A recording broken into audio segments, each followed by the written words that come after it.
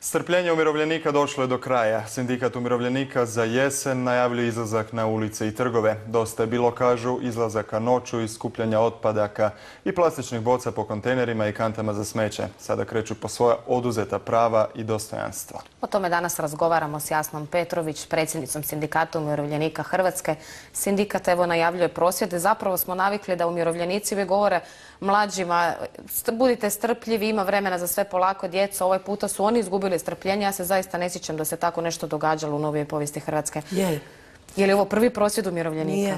1996. ista ova organizacija koja sada puni upravo sad u ljeto 25 godina od osnutka, organizirala na sportskom trgu, na trgu sportova, okupljanje 15.000 umirovljenika i tako smo se izborili za povratak onog duga od 11,5 milijardi starog duga umirovljenicima. Dakle, nije prvi put i u pravu ste da starije osobe nisu sklone van institucionalnom djelovanju. Oni su prvi koji plaćaju račune, makar i ne imali, makar posle gladovali. Manje ih ima među ovršenima jer gdje god mogu oni će vratiti svoj dug. Međutim, ovaj put je država dužna njima. Prvi dug država je vratila i podsjetit ću kako je vrlo mudro tada gospodin Andrija Hebrang u ime HDZ-a zahvalio umirovljenicima time što su ustegnuti bili od usklađivanja mirovine, što se stvorio taj veliki dug, financirali obranu Hrvatske i stekli zasluge jednake braniteljima na linijama bojišnice. I dobili smo dakle i hvala i povrat duga. Međutim, sad ovaj niz vlada, a samo u resornom ministarstvu našem, dakle Ministarstvu rada i mirovinskog sustava, u eto nepunih 21 mjesec imamo već 4. ministra. I svaki put je ovo nanovo, kak veli narod, krećemo sa novim zahtjevima, ponavljanim zahtjevima, ne znate više što bi napisali, što bi poduzeli i odgovori su najčešće takvi da nas odgađaju. Odgađaju nas, nema nas dakako u budžetima, u proračunima gospodina Marića, kojeg mi umirovljenici volimo zvati Superhik. Zapravo niste još primijetili da ima običnih umirovljenika. To je očito sve rijeđa vrsta koja interesira političke elite, ali imate povlaštene umirovljenike. Dakle, njegova sveobuhvatna porezna reforma je itekako dobro darovala umirovljenike koji imaju mirovine više od 6.300 kuna neto. Pa tako su recimo oni najviši, kao gospodin Mesić ili Udovica Tuđman. Ja ne kažem opravdano, neopravdano, neka se to sudi, ali to je politika ove vlade, ovog ministra. Dobili su po 3.500 povišicu. Dakle, išlo se od 3 do 3,5 tisuće za one koji su bogati, već imaju visoke mirovine. Sada opet, to su povodi zašto su umirovljenici konačno odlučili da izađu na ulicu, a dakako da im nećemo sugerirati da idu sada dok je ljeto i pomogli bi samo da ih ima još manje. Kad ste spominjali sve češće promjene ministara, evo ministar Pavić je sada na resoru Ministarstva rada i mirovinskog sustava. On je jedan od ovih zadnjih, možemo reći, novih ministara koji su ušli u vladu. Je li vas on primio od kada je u resoru? Srela sam ga na primanju za Dan državnosti. Zamolila da primi predstavnike obje umirovljeničke velike udruge, Matice i sindikata, što je obećao. Nakon toga smo mu napisali službeno pismo na koje nije odgovorio. Dakle, 4. ministar, oceanograf i klimatolog, prije toga Ćorić, ekonomist, prije toga doktorica na neurologiji i još prije toga liječnik imunolog. To je naš sad najnoviji niz u kojemu, ako dodamo još i gospođu Kosor 2010. godine, kada je zamrznula mirovine, To je razdoblje s ovim ministrima kada su mirovine dotaknule dno i kada u Europskoj uniji osim Bugara više nema siromašnijih starica i staraca.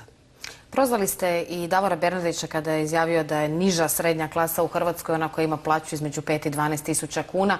Time bismo svrstali umirovljenike u neku nižu, gotovo nepostojeću najnižu, gotovo nepostojeću skupinu.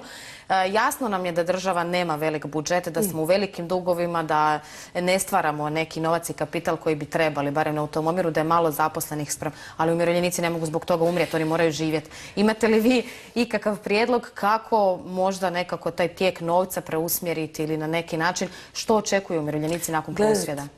Gledajte, prvo ima evidentan dug svima koji su umirovljeni nakon 1.1.1999. godine zato što nije izvršen reobračun aktualne vrijednosti mirovine na temelju čega se cijeli način obračuna i usklađivanja temelji, jer su priznali samo onaj prije povrata starog duga. Dakle, trebali su dodati sad još onih 11,5 milijardi i ponovo izračunati tu vrijednost. Međutim, oni su radije išli na jednu od 15 različitih reformi koje nemaju smisla i napravili su, izmislili su dodatak od 4 do 27%, što nije dovoljno. Trebali su pošteno reći da, recesiju smo kao i svojedobno rat, koji je gotov, recesija je gotova. Iznijeli na leđima umirovljenika i sada je pošteno da im to vratimo. Vi tvrdite da nema novaca. Ima. Ako su imali nekom dati 3.500 koji već ima 20, ako su imali sada iz radničkih mirovina dati braniteljima HVO-a, umirovljenicima HVO-a i njihovim obiteljima, to su sve dugovi koji se vade iz umirovljeničkog radničkog fonda. I to nije fair. Vlada mora o tome dobro razmišljati. Mi smo imali vrlo dobru suradnju i više puta se našli s braniteljima.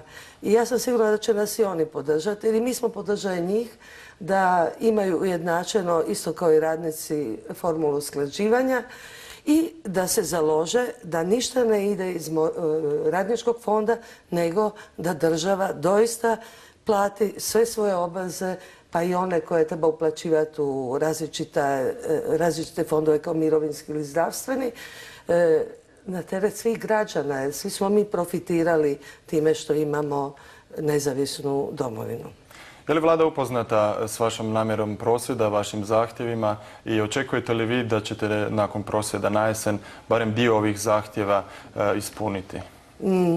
Dobro ste rekli dio zahtjeva, ja sam spomenula samo jedan, ovaj od 19% duga za recesiju. To je dug za recesiju. Koji su još zahtjevi? Ali ima i drugih zahtjeva, a to je da se uvede minimalna mirovina, kao što je uvela Slovenija, 500 eura dobija svaki minimalnu mirovinu starosni umirovljenik. Mi smo isto zato da oni koji imaju 40 godina staža i odgovarajuću dob imaju pravo na čvrstu minimalnu mirovinu. Sad nemamo to. Sad imamo najnižu mirovinu koja iznosi 920 kuna. Ako itko misli da čovjek koji je radio i stekao mirovinu po zakonima svoje zemlje treba dobiti samo toliko i od toga preživjeti, to nije moguće. Tražimo i promjene u sustavu obiteljskih mirovina. Cijela Europa, veći dio zemalja u okruženju također, imaju dodatak, dakle jedan postotak koji se dodaje na vašu mirovinu. Kad vaš partnerica premine, vi ostajete i dalje radnički umirovljenik. Samo dobijate još dakle 20 do 60% kako u kojoj zemlji, kako prema kojem socijalnom i zdravstvenom kriteriju i tražimo da se to vede i u Hrvatskoj. To bi uvelo puno više reda u sadašnju situaciju. Ste li razmišljali o stupovima da se nešto možda promijeni? Drugi stup definitivno po našem upornom ponavljanju zaslužuje jednu u najmanju ruku poštenu reformu i evaluaciju. I to recimo da zamolimo London School of Economy, gospodina Nikolasa Bara koji je to upravo odradio za Finsku, pa ako je njima bio dobar, bit će i nama, još će nam dati sigurno popust, pa će nam preporučiti da ovaj stup maknemo. Kao što je preporučio i Poljskoj i kao što su učinile to i Češka i Slovačka radnika izabrale su dobrovoljni mirovinski stup.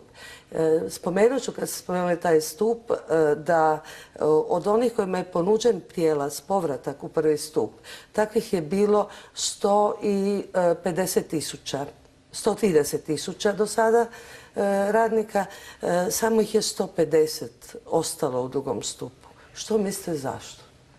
Zato što svi oni koji nemaju barem 2 do 7 puta veću mirovinu od prosjeka, ne isplati im se, tu gube novci i doista će imati niže mirovine nego oni koji su imali mogućnost birati. Vaša generacija, nažalost, proći će najgore, ali zato imate i taj teret i odgovornost da tražite preispitivanje toga.